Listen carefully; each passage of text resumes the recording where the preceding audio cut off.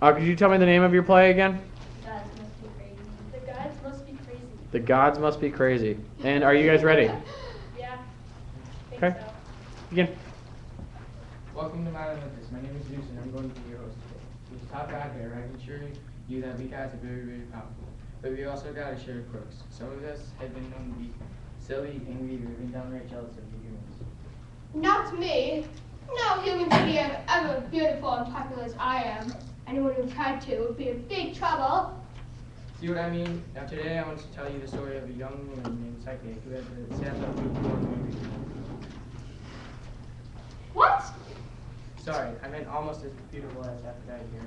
It's a story with lots of twists and turns, so stick close with me. When Psyche was born, her parents couldn't believe what a cute baby she was. Later on, as she grew up, everyone admired Psyche's amazing beauty. Everyone, that is, except her sisters. What's she got that I haven't got? Why should so many men have crushes on her when clearly I'm more sophisticated and delicate? And what about me? I don't deserve to be in the shadow of our little sister either. What makes her think she's so good? But Psyche didn't have a swell head from all the attention.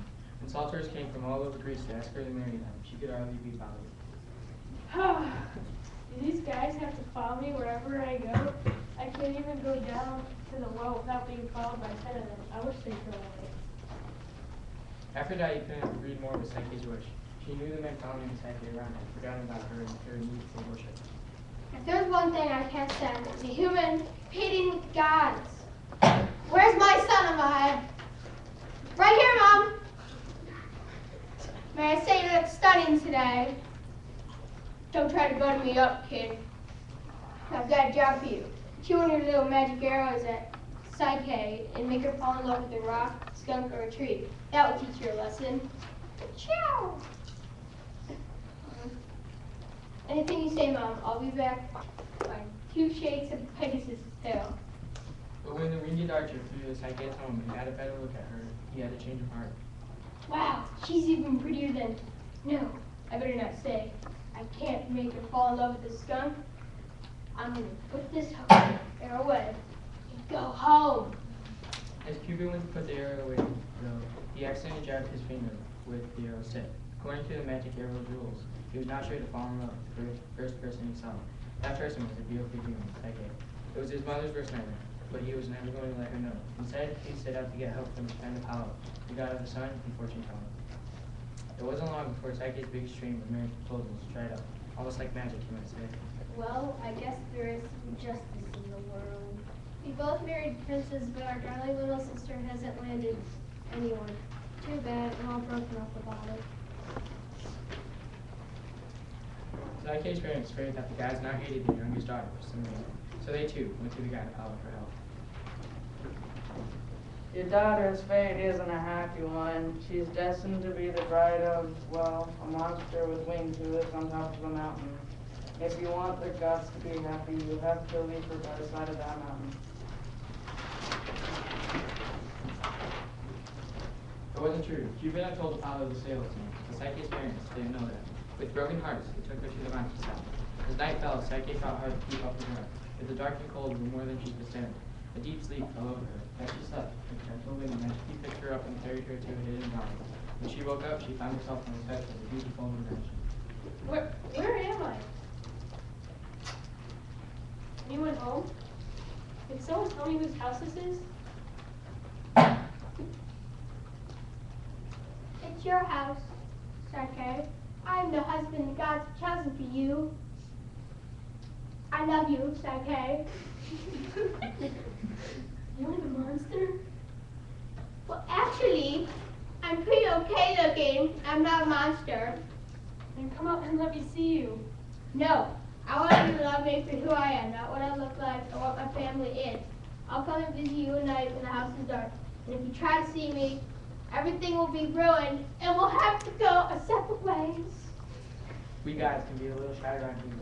We prefer to be known for our power, which can be a problem if you happen to be married to a human.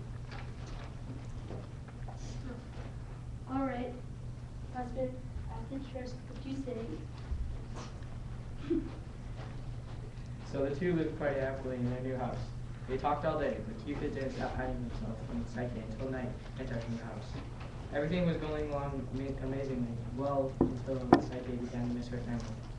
Are you happy, sweet Sakai? Yes, everything is quite lovely, but But what? Let me know. I promise I'll fix it. I want to see my sisters again. Could they visit here? No, they'll ask too many questions. But you've already promised. Is your word meaningless? All right, they can come. Don't tell them anything about me. So it was arranged. Before long, the sisters were reunited. Psyche, we thought you might be dead. Look at you living in this house. That husband of yours must be one rich monster. Tell all, Psyche. By the way, where is your husband? Does that monster mistreat you? He's not a monster. He's a young prince. He's always now visiting his father, the king on important business. Look at these jewels you have. What a collection. Oh, my husband's been collecting jewels for years. Right now he's on an expedition to buy even more. I thought you said that he was a young prince visiting his dad. Her sisters. Well, he is, sort of. Collecting jewels is his hobby when he's not busy being a prince. Her sisters could tell that Psyche was making up stories. They insisted on the truth. I don't know the truth exactly. I know my husband is generous and kind, but I've never seen him. You've never seen him? I wish I could say that about my husband. He won't show himself to me during the day. He won't say that we shouldn't worry about appearances. Listen, sister, who's to say you're not married to a bloodthirsty monster? He could eat you alive at any moment. You gotta find out who he is. Tonight, when he's asleep, sneak over to him with a lamp and get a good look. But make sure you have a dagger in your hand. That way you can protect yourself from threats to attack you. That night, Psyche did as her older sisters suggested. She tiptoed over to her husband, got her dagger ready, then raised the letters in both hands.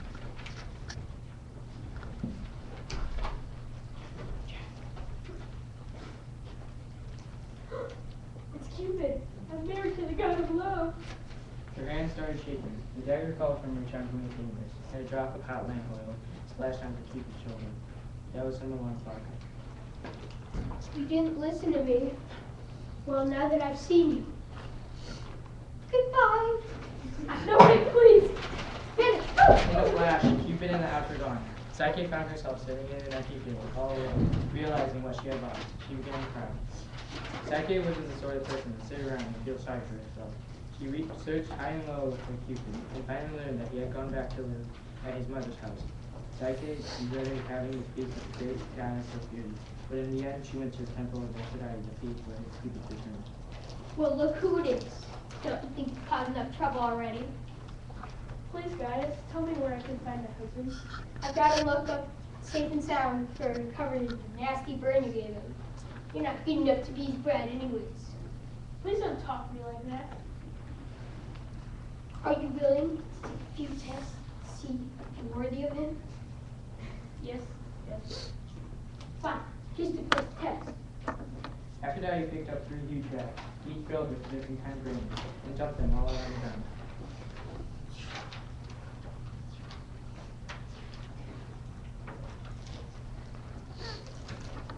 Okay. Now, pick up each piece of grain and pick it back into the bag. If it's not done by sundown, never gonna see it again. Oh no! I'll never be able to get that done. I'll never get Cupid back. Just then, a little ant heard Psyche's cry. Come on, fellow ants, let's pitch in and help this poor creature. The ants swarmed all over the pile of grain. Little by little, grain by grain, they filled up the sacks. At sunset, the job was finished, much to Psyche's joy and Aphrodite's disgust. So I guess you did okay on the first test. There's more? Of course. See way over there, those lovely gold-covered sheep? I want you to collect some of their pure golden fur and bring it back to me. Just don't get too badly dwarfed by the wicked horns. Psyche set out at once towards the sheep's meadow. Scissors in her hand, she was just about to chase after the little lamb to give it a haircut when she heard a voice. Don't try it, kid. Who said that? Me, down here sticking out of the water right by your left foot. Now a piece of grass is telling you what I should do? Those golden sheep will tear you apart in a second if you try to go near them. Then how am I supposed to get some of their wool? They've been running through some brambles. When they're sleeping, run up to those thorn bushes and collect the bits of wool they've left hanging there. You'll get your wool without getting stuck. Thanks for the tip. I'll be more careful about where I walk from now on. Aphrodite was furious when Psyche returned with the golden wig. She gave the young beauty no horrible task to complete, but each time some plant or animal took pity on Psyche and lent her hand. Finally, Aphrodite gave her an empty box. Here's your final task. Take this box down to the queen of the underworld and bring it back some of her beauty. Persephone, as you may know, is the queen of the underworld, the place where all the dead go. It's not a place for a lot of people, that's for sure. Well, Psyche managed to get by all the fierce and terrible guards behind her, and they took the court of the queen. She even convinced the queen to give up some of her beauty. Then the trouble started. I wonder what Persephone beauty secret is. Maybe you could help me since these horrible assignments from Aphrodite have been giving me really hard on my skin. She opened the box just a peek. Instantly, a powerful wind rushed out of the crack and into her face. Help! Help! I can't breathe! She fell to the ground, overpowered by the wind that began forcing her back towards the underworld for good. Luckily, Cupid appeared just at that moment. My mother knows how to lock a door, but she forgot to lock the window. I'm coming, Psyche! He raced over to his breast, closed the dangerous box, and revived Psyche with his special gravity powers. Just what has my mother been making you do? It's a long story. When Cupid heard how Psyche had worked to win her back, his love for her grew deeper than ever. As soon as he could, he brought her up to me, Zeus, and asked a special favor. Oh, king of the gods, please make my bride a god like the rest of us. I want her to be not only my bride, but a partner. She can help me with the young lovers out through the world. So I said, so be it, and gave Psyche a golden cup full of nectar, a special drink here on Mount Olympus. As soon as she took a sip, she became a goddess. That evening, Olympus thundered and shook as we danced the night away. Even Aphrodite, who could hardly object to her son marrying another god, came and danced at the feast. Bow down. Oh, no. Okay. All right, everybody come up for your bow. Not like that. All right, come on out. Everybody come out. Hold hands, guys. Yeah, there you go. Hold the hands. 3, 2, 1. Yeah. Yeah, yay! Good job.